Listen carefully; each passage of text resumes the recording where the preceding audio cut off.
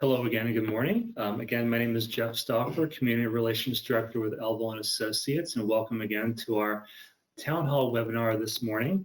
We're here at Elville and Associates office in Columbia today, practicing the essential function of our business, albeit in a little bit different capacity than we're used to. We are practicing social distancing and all the behaviors mandated by Governor Hogan recently. I hope all of your families and you are doing well under these challenging circumstances and times that we're facing right now. Today, Mr. Stephen Elville, Principal and Lead Attorney of Elville and Associates, has some thoughts and information that he would like to share with you. And we'd like to give you the opportunity to ask questions, give some thoughts that you might have on your mind, and share those with us and the people that are on the webinar. And to do that, you want to use the button that's on the right-hand side of your screen. So please use us as a resource anytime, now or in the future, and we'll be here to help you out in any way possible. So thank you for joining the webinar today, and I'll turn it over to Mr. Stephen Elville. Thank you very much.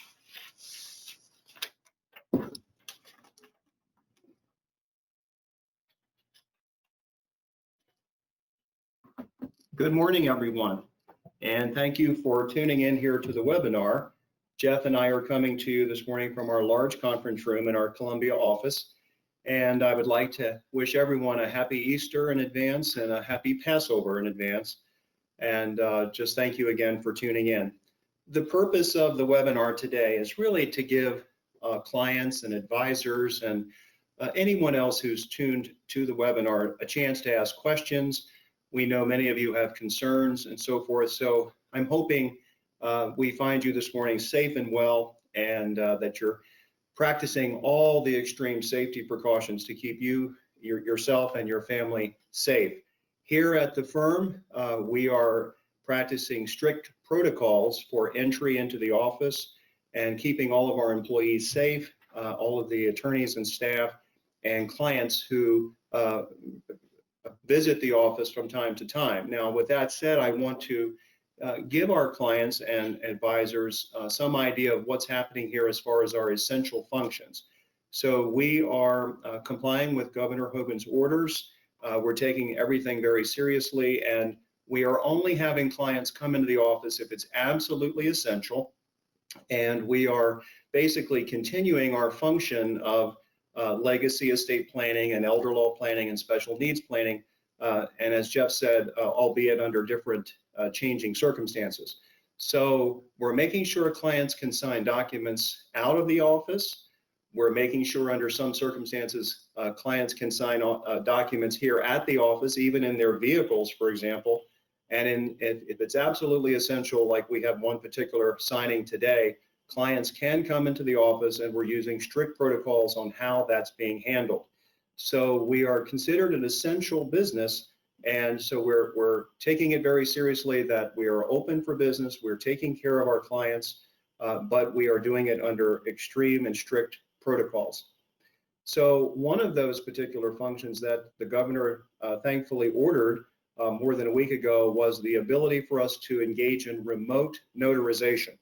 So although we're still struggling with the issue of how to procure witnesses, either mostly outside the office, of course, we have resolved the issue, been able to resolve the issue of remote notarization.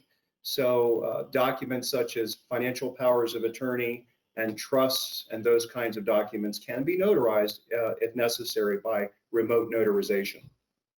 You should be hearing from your financial advisors, and you should be hearing from your CPAs and other advisors. And if you're not hearing from them during this time, we strongly recommend that you contact them and get in touch with them. We're going to talk more about that in the next few minutes, or let us know, and we will make sure that you are being contacted by someone, hopefully your own financial advisory team. So over the next few minutes, and this is not going to be an extremely long webinar, we just want to make some comments briefly and then open it up to questions. So I'm going to just cover a few things, and then we're going to get to those questions. So start thinking of your questions, and don't be shy in asking, because Jeff is sitting a safe distance from me here, and he's going to be monitoring those questions and letting me know what those are at the end of our brief presentation this morning. I'm going to be talking to you about what is important right now in estate planning, elder law, and special needs planning. And many of you may have seen the article that I put out recently. It's a March 29th article called Practical Guidance for Estate, Elder, and Special Needs Planning During This Time of Crisis. Again, it's meant as very basic practical guidance. This is the article. It's not a short article, but I highly recommend that if you're concerned about these fundamental issues, what do I do right now in this particular area? I hope you'll read this article. I'm going to go over some of the highlights of it this morning as we're going through my list. I'm going to be talking to you about incapacity planning documents, healthcare decision-making, wills and trusts, beneficiary designations and asset alignment, the basic updating of documents, of course, which is very important, letters of wishes and memorandums of intent, and then towards the end, I'm going to talk about document storage and digital assets, family and fiduciary education, that's always going to remain important, and of course, the importance of your advisory team. So with that said, I'm going to get into a little bit here about my article. So I think right now at this time, many people are suffering. I know that we have seen many examples here at the firm, and you probably have some examples. I hope no one has been personally impacted in your own family, but I know you see the news and you know what's happening. So this is a time, in my opinion, of unity and community, and a time of action and change, of course, but also a time of contemplation. So I just want to say that before I get into any of these more technical estate planning issues. So the power of attorney. Arguably, your financial power or powers of attorney is the most important document that you may have at this time. I argue in my article that the possibility of incapacity, according to the statistics, is much greater than, of course, the possibility of death from this particular illness. But regardless of the coronavirus health crisis, the financial power of attorney is arguably the most important document. So at this time, I would like to strongly suggest that you locate your financial powers of attorney and really review them and make sure that they are signed and that they are not just photocopies that you've received. For all Elville clients, you should not have unsigned photocopies of these kinds of documents because that's not our practice. But there are many other lawyers and estate planners out there that send out unsigned documents and never really give their clients copies of original documents, I should say. So you just want to look at these documents and make sure you have located them. If you are a client that signed your powers of attorney before October 1st, 2010, then you have documents that are signed under the old structure prior to the Maryland Power of Attorney Act in 2010. So that would be a reason that I would want to strongly advise you to execute new powers of attorney, because any of those documents signed before that date are not enforceable by law. I also want you to look at your fiduciaries and say, are these still the people who can act for me, my trusted agents? And really take a look at your choices that you've appointed in those documents. The bottom line is that you need to get a financial power of attorney regardless of whether you use an attorney or not. If you do not have a financial power of attorney, the thing to do right now in the midst of this crisis and in general is really just to make sure that you execute financial power of attorney, whether or not you utilize the services of an attorney. So that's really what's important with regard to financial decision making, avoiding guardianship of your property and also having a financial power of attorney in place, even if you're not able to utilize the services of an attorney. Now, financial powers of attorney in Maryland do require witnesses as opposed to the advanced medical directive. So I just want to make it clear that you will have to have witnesses and a notary, and the notary can serve as one of those witnesses. So just getting right down to the the nitty-gritty of this, if you have not executed financial powers of attorney, you're going to need one witness and one notary, and that notary can serve as the other second witness. And if you don't have the ability to obtain that notary, we are allowed now to use remote notarization, and we can help you facilitate that. Now, moving on to advanced medical directives, the obvious reason for having this is to ensure that you're not subject to guardianship of your person, but also during this time of crisis, to make sure that your healthcare wishes are expressed. And with regard to this document, we also want to do the same thing. We want to locate where these documents are, make sure that you're not just sitting there holding unsigned documents or copies of unsigned documents. We want to make sure that we have originals. Now, with regard to the advanced medical directive, many of you know that you can photocopy this document, and as a practical matter, it will be honored. So we want to locate originals, or at least have a photocopy of a signed original. We don't want to photocopy financial powers of attorney, in my opinion, but it is okay to use, as a last resort, a signed photocopy of an advanced medical directive. So again, we want to review them, make sure that our agents are correct. If there's any changes that need to be made to your advanced medical directive, there is no notarization required. Now, Elville and Associates and many other law firms, we make sure we notarize these documents, but in reality, these do not have to be notarized. So another point is you may want to add a memorandum. Let's pretend that you have some changes that you wish to make, but you don't want to go ahead and make formal changes, and you don't know how you're going to obtain witnesses and so forth under these circumstances. My suggestion would be to add a memorandum. Advanced medical directives are fairly informal documents, and there are no formal hard and fast rules about how they have to be constructed. So if you have special feelings or thoughts or values and ideas, you want to set that out in a memorandum.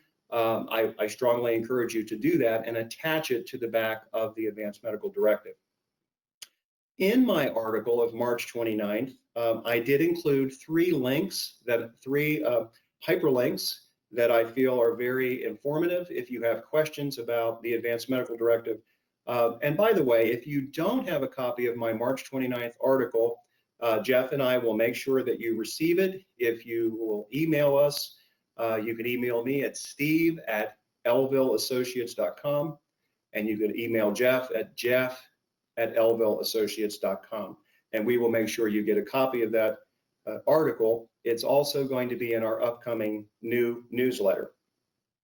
Many of you have questions about the medical order for life-sustaining treatment. I won't go into great detail this morning about this particular form, and of course this is a medical related form, but in my article you'll see that I express the concerns that we have as attorneys about this form, and the concerns that many clients have about the ambiguities involved in this form. So I strongly recommend that you go to the Attorney General's website, marylandattorneygeneral.gov, and you actually look at the healthcare decision-making policies in Maryland, the videos that are available there, plus any information that we can provide you here about MOLST, about why MOLST exists, why it is required by law, and what is the difference between a MOLST and an advanced medical directive. And that's where the ambiguity really starts, in my opinion. But also to see that there is something called the Healthcare Decision-Making Worksheet. And I think that worksheet, as many of you may know, is something that at this particular time, it might be something that some of you might want to use that worksheet to express your specific healthcare wishes as it further relates to the MOLST, coming from the very general description of your wishes in the advanced medical directive and moving toward the more specific wishes that you may want at the end of life as expressed in that worksheet. Bottom line is, all of this is legal advice, but cannot be considered medical advice. So my legal advice to you is to consider the MOLST, educate yourself about MOLST, talk to your doctor or nurse practitioner about MOLST, and satisfy yourself about whether or not you've properly addressed most in accordance with your doctor's instructions. Now, wills and trusts, I'm going to move on now in the interest of time. This goes without saying that if you don't have a will or a trust, now is the time to be thinking about that. And if you do have a will or trust, and I'm assuming a lot of people on this call are going to have their estate planning house in order, we want to locate those documents. Remember, that's one of the big issues. You've heard me repeat that. Right now, what's important is to locate our documents and make sure that we have the original signed documents. For those of you who are clients of Elville and Associates, we're one of the only firms I know these days that actually warehouse or keep original documents. So if you can't find your originals, please let us know if you're an Elville client, and we will search our storage and make sure that we have copies of your original copies of your documents and get them to you if you don't have them yourself.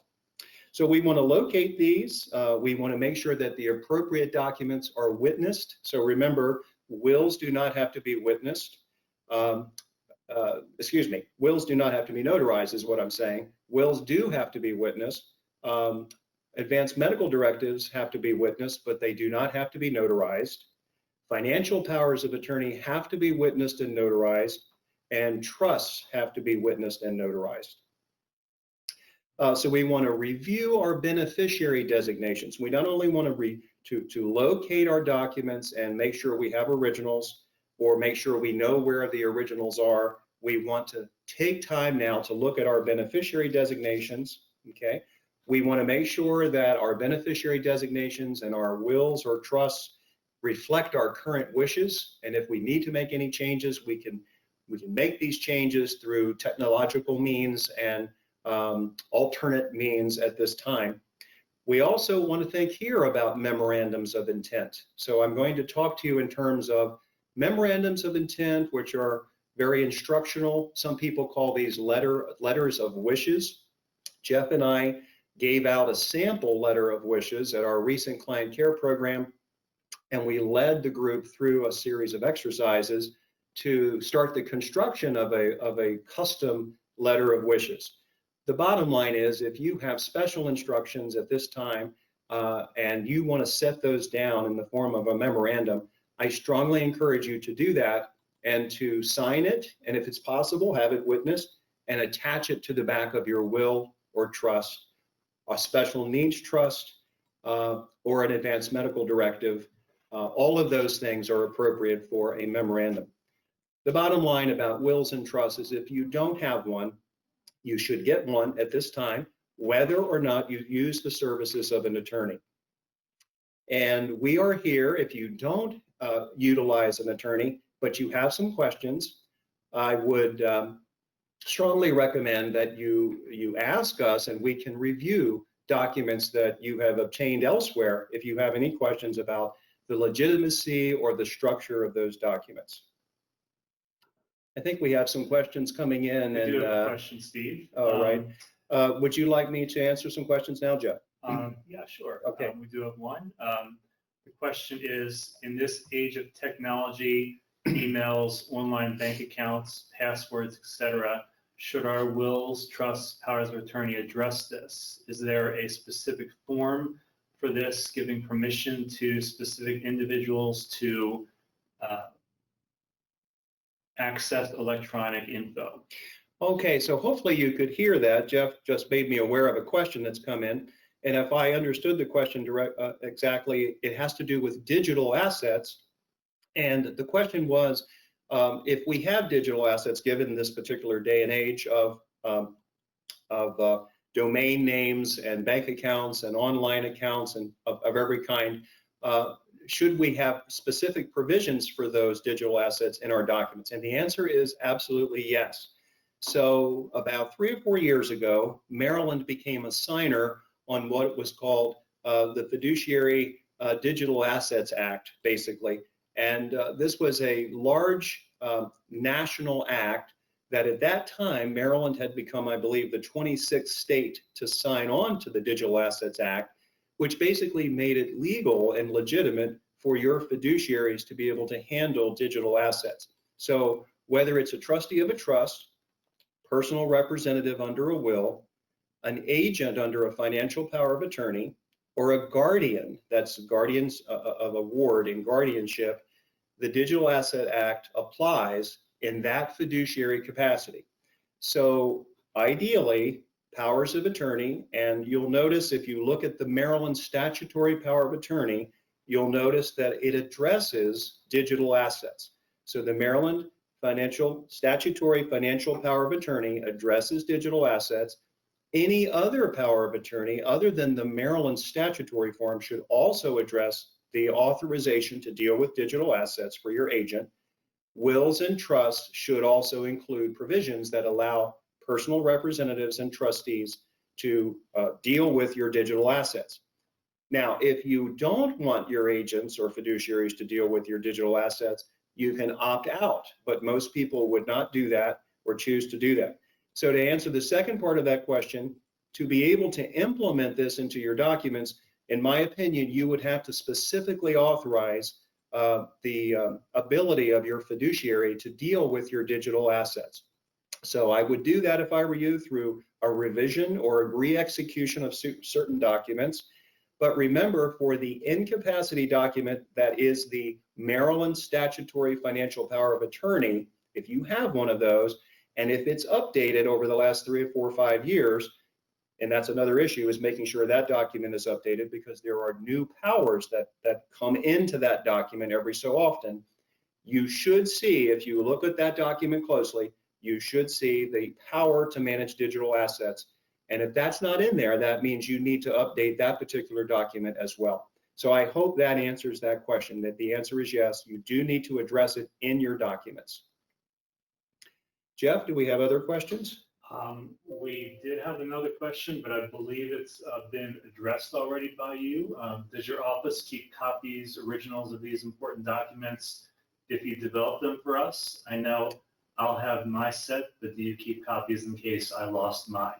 So that's a great question. So if you didn't hear that, the question was, do we keep original copies of documents? And right now at this juncture, our office has always practiced that, and we do store copies, originals of estate planning documents, wills, trusts, financial powers of attorney, and advance directives and other documents. So most law firms, I understand today, do not do that, but we still do that and practice that. We try to make sure that our clients have a set of originals for themselves, and of course we would keep originals as well, so that there's never a time and place where those documents are not available. We also save copies electronically in the cloud. So Jeff, until there are other questions that come in, I'm going to continue then. So the bottom line, getting back to wills and trusts, is if you don't have one and you feel that you need to execute one, or you are wanting to update one, I highly recommend that you do that by any practical means necessary, even if you're not using an attorney, and we will help review whatever it is that you have executed. Of course, if we are able to be involved, that would be preferable from the beginning of that kind of process. So other trusts, such as special needs trusts, might need to be revised at this time. But the bottom line is to make sure that you've covered your bases on the basics, the most practical documents, the powers of attorney, advanced medical directives, understanding healthcare decision-making in Maryland, making sure you have originals where you can lay your hands on them, or you know where they are, where they're being stored, and that you've covered wills and trusts and memorandums that you feel that you want to give special instructions. Now, we just talked about digital assets. I'm going to get to the last 2 or 3 things that I wanted to cover with you. We talked about digital assets a little bit. Let's talk about that a little bit more. Digital assets, it's controversial about whether you should store a spreadsheet electronically in the cloud or in some kind of protected server, or whether you should use an old-fashioned spreadsheet method. But we strongly recommend that whether you keep a list in your safe deposit box or in a digital form, such as a digital archive, that you do organize your digital assets and make sure that your fiduciaries are familiar with where they are and how to access them. Document storage, a lot of people ask us, should I store it in a safe at my home? Should I store it in a safe deposit box? Well, there's no right answer or wrong answer to that, as long as your fiduciaries and loved ones know where to access those documents, as long as you're satisfied about where they're kept. For example, if you leave documents in a safe deposit box, I would make sure that your trusted agent can access that safe deposit box or access that safe at home, or at least knows that your law firm has an original copy. So there's no right answer, for every particular situation. It's just a case-by-case basis, and we're happy to discuss document storage with you. Family and fiduciary education. I've blogged about this in recent days. Many of us are facing challenges right now, logistical challenges for work, having children at home. I spoke to a family yesterday whose children were stuck between home and college. Another family, their oldest child is not going to be able to graduate on time, or at least not part of the normal ceremony. So a lot of unanticipated things happening. This is a time for unity, a time to be talking to your family members, a time to be thinking about your wishes and what you really want, and educating your fiduciaries. So one of the things that we believe in here is we strongly believe in the family meeting. And of course, through technology, this can be done virtually. And we strongly recommend that your children, your nieces and nephews, your siblings, whoever it may, your spouses, whoever it may be that are your fiduciaries, that this is a time to educate them and let them know what their responsibilities are and how to carry out those responsibilities if there are questions. Last thing I wanted to cover, other than other questions, is the importance of the advisory team. So we're big advocates and proponents of working with CPAs, working with your financial advisors, working together as a collaborative team with insurance brokers where that particular piece is necessary, working in elder care with geriatric managers, or what we call life care managers, as an advisory team. So right now, the important thing to do, I think, is to not only do all of those basic practical things about your planning, but also to consider, do you have an advisory team? How well is that team working? And what can you do, or what can your advisors do to work better together collaboratively to achieve the highest and best things for you at this time? So we're taking it day by day here, one day at a time. We're following strict protocols. We're trying to make information available. We want to be a resource to you. We're here to answer your questions, whether you have questions today or whether you have questions after this webinar.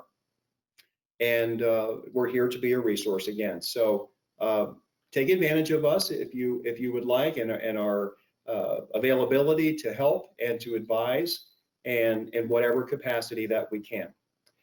Jeff, I'm just checking my time here. I said we were going to go fairly short today, and this is so far about 30 minutes, which I think is very good. We may have other questions. We have one more question. So how do I get through planning right now if I don't want to come into the office?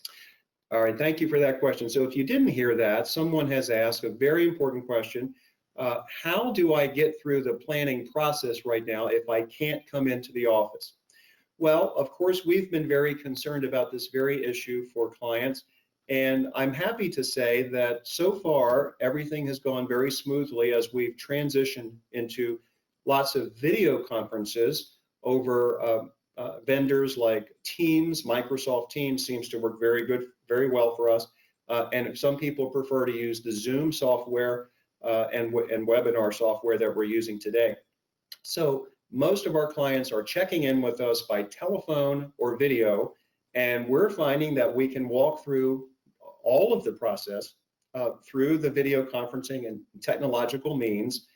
We would walk you through a series of meetings, just like we always do, with one exception. We're finding that many clients right now want the thing that we're known for, which is education, client education and family education. They want that, but they also want to expedite the revision of documents or the execution of new documents due to the situation.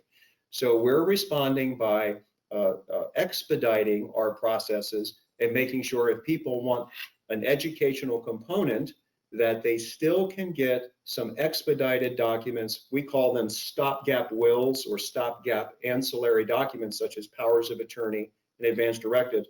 We can implement those documents very quickly and still be able to carry on a conversation. So to answer your question, we're keeping our processes very similar to what we did before. We're just doing it by video and telephone, and we're also expediting planning where people want to get something in place on an emergency basis or an expedited basis, but they still want an educational component, perhaps for a broader plan, or taking more time after the execution to continue to educate themselves. So we're still carrying out our mission, we're just doing it in a different way. Okay, Steve, let's see. We have somebody that says you're a great speaker. Oh, thank you very much. Whoever that was, thank you. Yeah, and we have one question. Let me just read through it here so I understand it. It says, if one is likely to move to another state, for example, Colorado in the future, what are the implications? What documents does Colorado recognize, for example? That's a great question. So if you didn't hear that, a viewer has asked, well, what if I move to Colorado? If I'm understanding the question correctly, what if I move to Colorado? What will happen to my Maryland documents? I think is what the person with the question is asking. So here's my best answer to that. So if I were moving to Colorado and I knew I was going to stay there permanently, I would get new Colorado financial powers of attorney, and I would also get a new Colorado advanced medical directive. In other words, if I was going to live in that state, and I know that every state has its own healthcare decision-making laws, and every state has its own financial power of attorney laws, I would not rely on Maryland financial powers of attorney or advanced directives. Now, with that said, the Attorney General of Maryland will tell us that if we have financial powers of attorney on the financial side, if we have those and they're validly executed in Maryland, at least the Maryland statutory power of attorney is enforceable in any state. It should be valid in any state. The advanced medical directive, which is largely put out by the Attorney General's office, although there is no specific form that is valid or invalid about the advanced medical directive, if you're using the Attorney General's form, we would call it, that is supposed to be valid in any state. So I just want to let you know that I think you could rely to some degree on that. But if I were moving to Colorado, I would eventually change my documents over to Colorado powers of attorney and advanced directives. With regard to wills, wills are valid in any state, so long as they are executed in accordance with the rules and laws of that state. So your Maryland will should be valid by the full faith and credit clause of the Constitution, should be valid in Colorado, so long as Colorado's execution requirements do not exceed those in Maryland. So for example, Maryland requires 2 witnesses only, whereas some states require 2 witnesses and what we call a further affirmation where someone attests to the witnesses signing. So that's called a self-proving affidavit. Maryland does not require that. So as long as it met the requirements of Colorado, your will is valid and would not have to be changed. If you have a revocable living trust, the nice thing about that is there should be a process that is pretty easy to change the location of the trust, or what we call situs of the trust, from Maryland to Colorado, or to change the state law from Maryland to Colorado. So your revocable trust should be able to be moved to any state, and then it needs to be revised possibly based on the estate tax or other laws of that state, but the trust itself is still valid. It just needs to be changed as far as situs or state law. Thank you, Steve. One more question. We have one more question. Can we bring any asset documents to your office for scanning and yet remain in our car if we're at high risk? That is a great point. So the question is, can we bring asset alignment documents or asset statements to your office, not leave our car and not be at risk? Well, to give full credence to our wonderful governor's order, and I do believe he is a great leader who is leading us through this crisis, and he's leading apparently by example in other states as well, and advising other governors. We want to be very, very sure that we're following strict protocols and not violating any orders. I think the issue here is whether or not bringing those documents rises to being essential, absolutely essential. And we're trying to, again, honor that. So let's say that those documents could be scanned to us or provided to us in some technological manner without you having to come to our office and being exposed to us coming out to your car and so forth. For those people who do come to our office, which are very few at this point, as far as a very high standard that we have set for essentialness, so to speak, or the essentiality of that.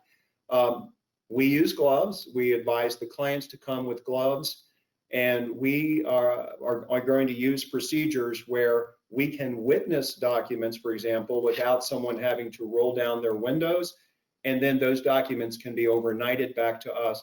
We're using all of those techniques. We're not qualified to be able to say whether or not someone could potentially put themselves at risk or be harmed by being exposed to us, even in we being exposed to you in the parking lot. I would just say we would use all precaution necessary if that situation rises to essential, which I believe estate planning and elder law and special needs planning does rise to that level.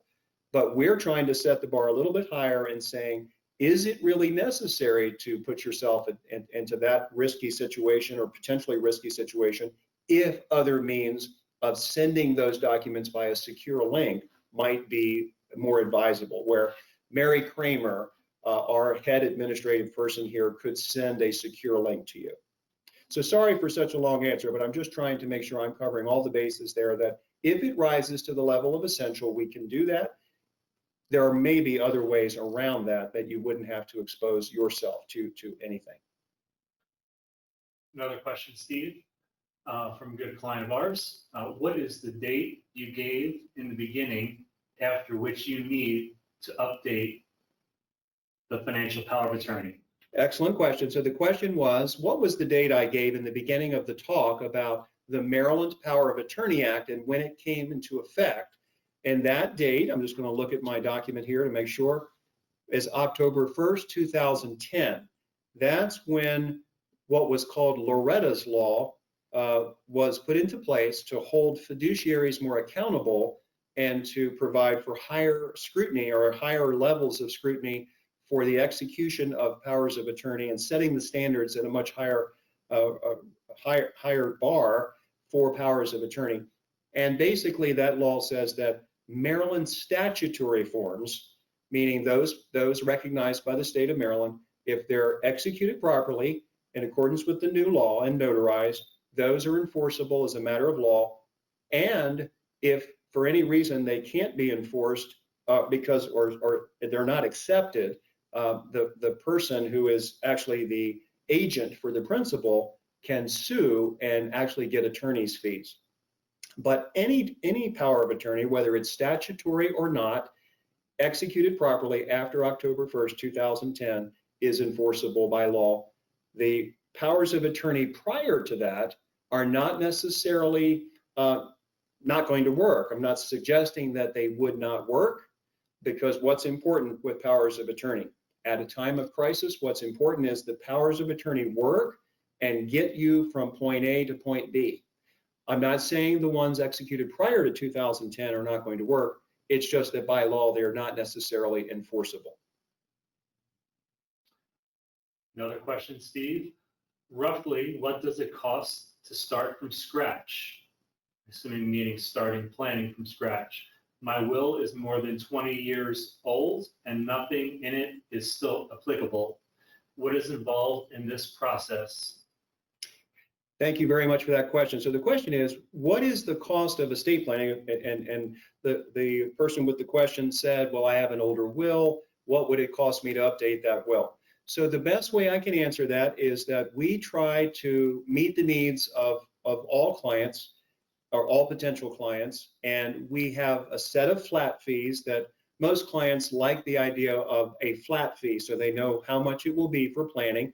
We also have 3 programs, if I could just briefly describe them, for what I would call conventional estate planning.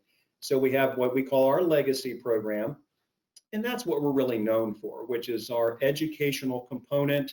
And we are known for taking clients through a series of meetings in normal circumstances, taking clients through a series of meetings to educate them, educate their families, and come up with a document and a plan that actually works. So that's our legacy plan.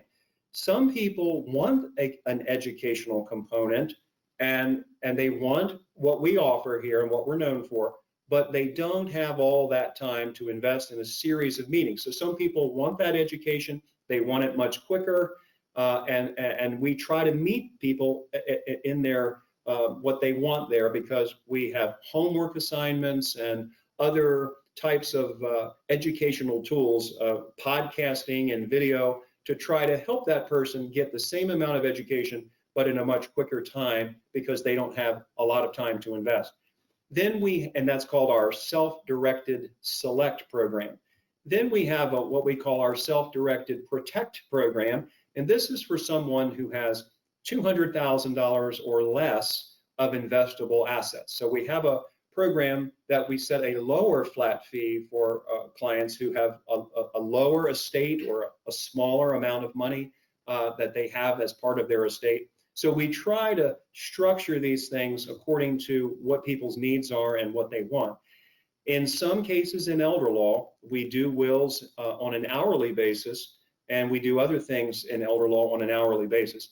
In special needs planning, for example, we have all kinds of families and all different types of circumstances, and we try to meet their needs wherever they are, whether it's a young couple or a grandparent that's executing special needs planning for their grandchild.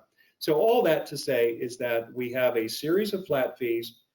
We try to meet clients where they are financially and where they are as far as how much time they have to invest. And we would take that on a case-by-case basis with you and discuss what kind of fee would work for you. But typically we do flat fee planning, and in some cases we do hourly planning. I hope that's helpful, because it's such a broad range to get into that discussion of pricing, but we'd be happy to talk to you about your particular circumstance. Another question, Steve. I have an elderly aunt with Alzheimer's in a facility. Her daughter with the power of attorney died. Her out-of-state son is wondering, does he need to get a guardianship? And apparently 2 doctors have to approve her incapacity. Any thoughts or suggestions for him or me? Thank you. So if you heard that question, if I heard it correctly, there's someone that's in a nursing home and they had an agent or under a financial power of attorney or healthcare directive, and that agent has passed away, if I understand that correctly, Jeff. So we don't know all the facts and circumstances, and I can't give legal advice about this because I really don't know. Would have to speak to you individually. But my first reaction would be, I would look at the documents and see if there are successor agents in those documents. If there aren't any successor agents, there's no one to serve. On the financial side, if this person has financial assets and they're in the nursing home, there very well may be the need to petition for guardianship of the property of the person, so that the guardian can take control. Under Maryland law, if someone does not have an agent, basically there's no lesser restrictive alternative to guardianship. And in this particular case, there may not be any other choice other than a guardianship of the property. And that is petitioned for in the circuit court. On the healthcare side, excuse me, take a drink. On the healthcare side, meaning on the side where healthcare decision making is made, there are lesser restrictive alternatives short of guardianship, and it's not necessarily true that a guardianship of the person would be necessary. So there is something called surrogate decision making, and that means that there's a list of priority of individuals who would have standing or priority to make healthcare decisions for this particular person, even if they don't have an advanced medical directive. With that said, there may not be anyone, but I think this is something that could be discussed about whether there are individuals in the family who are in this list of priority to try to avoid guardianship of the person. But if there aren't any other relatives or anyone in that particular list of priority, it very well may be necessary to petition for a guardianship of the property and guardianship of the person. But the first thing I would do is check the documents and see if there are any successor agents. Okay.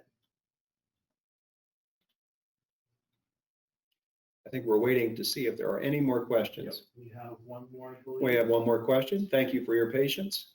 We've gone about 45 minutes, and I think everything is on time.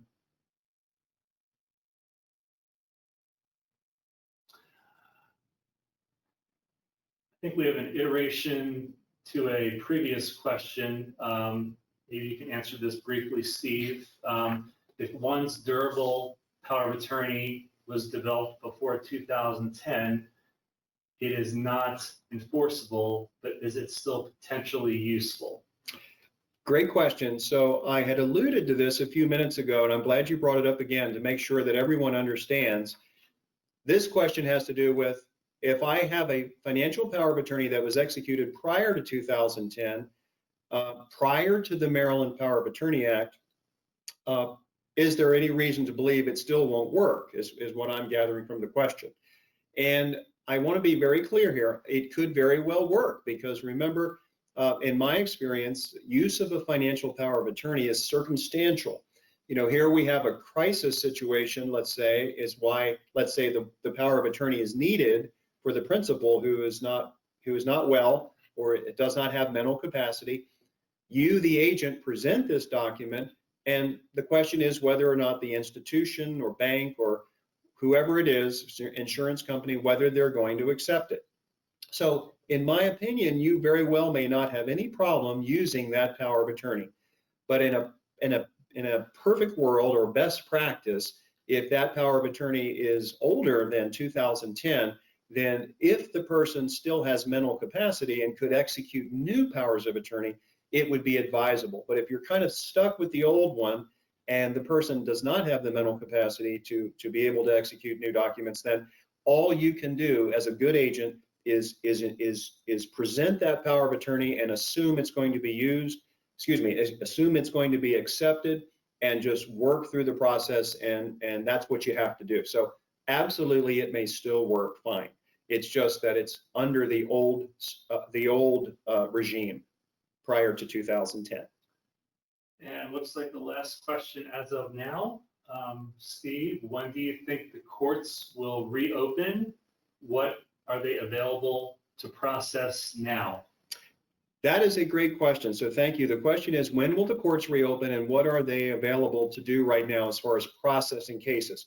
So in all honesty, I'd have to double check this morning with our litigation team here to really get the latest updates. This morning, I can tell you that I woke up to an email from the Maryland State Bar Association with a list of 12 or 15 questions that they've been asking the judiciary and the governor's office to answer about some of these ongoing developments and specific things. I can tell you that my understanding and experience over the last few days is that most registers of wills are still accepting petitions for probate, and I know the courts are operating on a very limited basis. I think some of the specific questions are, how are cases going to continue to be conducted, certain cases, but I believe, subject to our litigation department telling me otherwise, I believe that cases can still be submitted.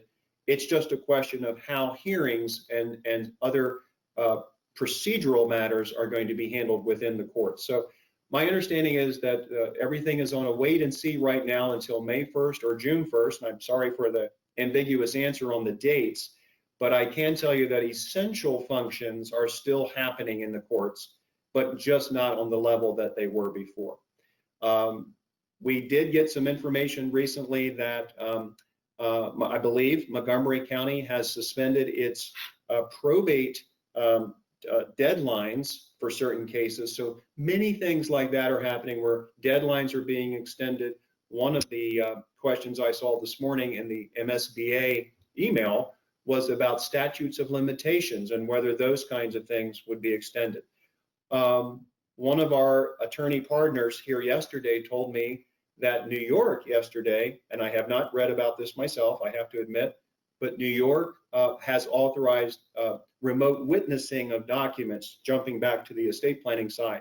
So that is a huge thing, and we're awaiting something like that here in Maryland. So going away from your question a bit, just back to the judiciary and some of the governor's potential orders, we're awaiting something like that here in Maryland where we may be able, hopefully someday here soon, to be able to do remote witnessing and not just remote notarization. All right, well, I think Jeff's telling me we have no further questions right now, and please email us if you have other questions, steve@elvilleassociates.com, jeff@elvilleassociates.com.